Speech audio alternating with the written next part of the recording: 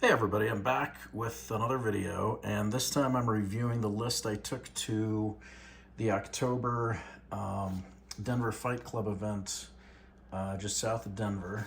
I took a 2,000 point Cybernetica cohort army with me, and I've got a link in the description that basically has all the details on the army if you want to check that out.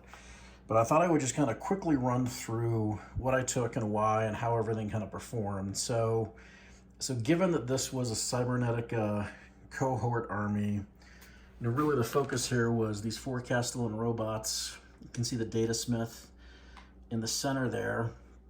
I took 4 Kastelan robots with twin-linked fists, and these actually performed really well. I think they killed a few Tyranid monsters, took a lot of fire from a lot of different units, and really just performed really well, especially thanks to all the updates that we got in the last data slate that buffed our army rule to really make the robots more effective. So the only downside I see is that they're still a little expensive. They're still a little slow, and they need a lot of command points to really get the most out of them. So, but anyway, I was happy with the 4 of them. And as you can see there, I had an Enginseer to follow them and slap the 5-up Feel No Pain on one of the models. Unfortunately, the Enginseer had a Necromechanic enhancement, and I forgot to use it in every single game that I played. So there were a few games that were very close. I even had one game that was just within 1 point, and that definitely would have made a difference if I remember to use that. So another strong reason to get a lot of games in before you do a tournament. On write lists, to-do lists, to remind yourself on, using everything that you've got. So in addition to that, I had Belisarius Cawl as my warlord. Great thing about Cawl after the last balanced data slate is you can now give him a Battleline keyword, which keys off our army rule buff, which makes the robots even more effective. So this is kind of how I advanced him up the table. I had the 4 robots with the Datasmith, the Enginseer, and with Cawl kind of behind to get his lone op buff, but also close enough to give the robots to be, that buff to be 6 inches within battle line. Other key units here, I had 2 Ironstriders Ballistari with las cannons. These proved to be pretty effective. I also noticed most players I played against who knew a little bit about AdMech also knew that these units needed to die quickly because they're really good anti-tank units for us. So both of these units tended to not live very long, but overall they did a great job. Here's another unit of 2 of the Taser chickens with the lances. I used them pretty effectively too. I used 1 unit of 2. I also had a unit of Vanguard here that just basically were there to give the battle line buff to units that needed it. I had 3 Kastelan breachers with, I believe that's the Torsion cannon and the hydraulic claw. Didn't really use them much. They weren't as effective as I hoped they would be. And a couple times I actually put them in reserves, so I didn't really use them that much. So I think I'm going to tweak my list for the next event. But all in all, they didn't have that much of an impact. Here's another unit of Vanguard that I put in a Dunerider transport. And these did okay, but in all the games where I tried to advance the transport across the field, it died pretty quickly, and that resulted in all the Vanguard kind of being dumped out on the battlefield a great distance away from where they needed to be. So people who use transports a lot, I would love to see your advice on how to get the most out of them. So drop a note in comments if you have some advice. Here's the Skatros. The first time I've ever used them. I've got another video where I do some unboxing and talk about the model. Not a big fan of the model. And I guess it did okay in the games where I used him, but half the time I forgot that he was there. And just having a single shot means he's really a hit or miss proposition. So I don't know if I'm going to take him in my next list. So, but anyway, I can say that I used him, and you know, funny thing is, a lot of the people I played against, it seems like all the Imperium players who don't play AdMech seem to like the model, and every AdMech player I know doesn't like the model. So I thought that was an interesting, just an interesting observation there. And then rounding out some of the vehicles, I have an Onager Dunecrawler with a neutron laser. This did well too with anti-tank. Between that and the Skorpius Disintegrator I took with a Ferromite cannon, they did a pretty good job of taking care of any bigger monsters or heavier vehicles. And as always, the Onager is very durable, and more than once I had an opponent kind of gripe about how tough they were to kill. So I'll definitely take those again. For scouts, I had 2 units of 3 Serberys Raiders. I love the model design on these guys. I wish they were a little tougher.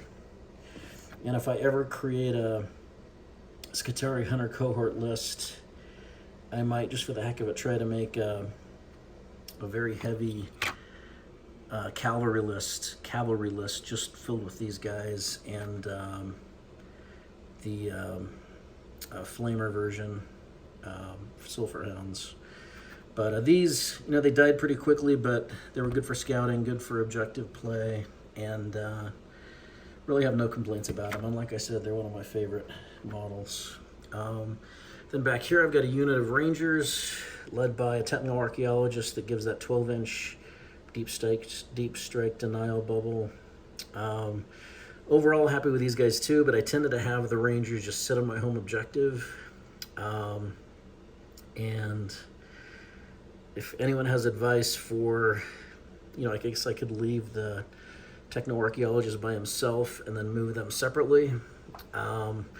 But I kind of like the idea of having him in a unit to make sure that he's got all those extra wounds, just so he's there for most of the game to block out my home objective. But anyway, that was my list. So if anyone has any comments or questions, I would love to hear it. You know, in hindsight, I would basically say that, and thanks to some of the great players I played against, some of which are much more experienced than I was, gave me some great advice. They said, you know, I probably could use at least 1 or 2 deep strike units. I've taken Taurasi Skystalkers before, but I definitely could have used at least 1 or 2 of them, units of them, so I'll do that next time.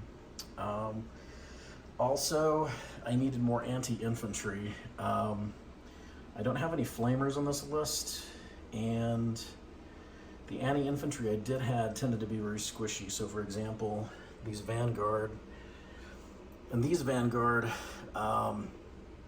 got some pretty potent anti-infantry weapons, but they're not really good into elite infantry. And again, like I said, my Dunerider tended to die fairly quickly, but when it did get into combat, all those stubber shots definitely helped. Another thing I would do is, I think I'm going to bring more units that can go through walls.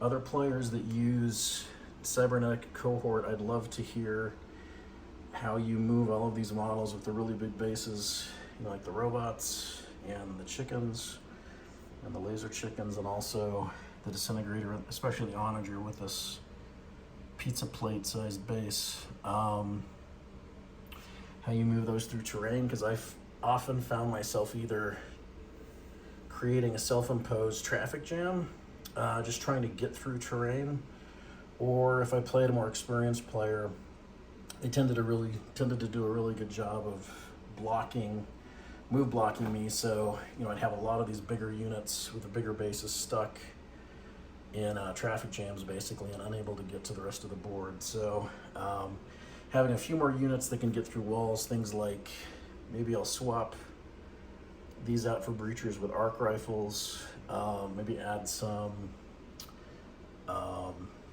rust stalkers now that they're actually able to do more damage.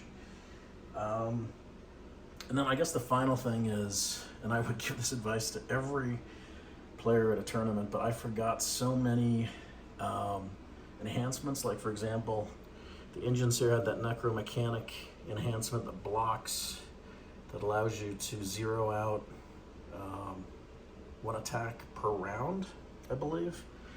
And I completely forgot to use it the entire tournament. Completely forgot about it. So there were a couple games where I probably could have eked out a win if I had remembered that. And the other thing was a lot of individual abilities on data sheets. So for example, these raiders can move if an enemy unit moves within, I believe, 9 inches of them or 6 inches of them. I never remembered that rule. Also never remembered the rule that for these units, for the Ironstriders and the Dragoons, that if you spend a command point on them for a stratagem, you can get that refunded potentially. Totally forgot that. And totally forgot the transports wound rule. When you're on an objective, it gives a bonus to wounds for the unit that disembarked out of it. And generally, I just forgot a lot of rules, forgot a lot of stratagems, like didn't use tank shock on these guys when I should have remembered that. So all in all, though, it was a good event. I finished 1-5, which actually isn't as bad as the score would indicate, because like I said, there were a couple games that were close. One was only within 1 point, but you know, I'm still learning the army, and had a great time, and everyone I played was had great sportsmanship. One of the things I will say is it sometimes does pay to play a faction that hardly anyone else does, because there were only 2 AdMech players of this tournament, and one had dropped out. And so this tournament had a Best in Faction award, and by virtue of being the only AdMech player left, I won a Best in Faction award. And let me scroll out here and you can see it. I also won this very cool AdMech flag. It's huge, that at some point I'll hang up for some wall art. So, and I guess the final thing I'd say is, this is the 3rd event I've done that's been managed by the Denver Fight Club, and specifically Brandon Roddy and his team from the Denver Fight Club. Always do an awesome job. The judges were awesome. Really a fantastic event, and very friendly to fairly novice players like myself. So great event overall, and I would love to hear from other AdMech players who run this detachment, any tips or advice or things they found useful. So with that, I want to thank you for watching, and I will talk to you later. Bye.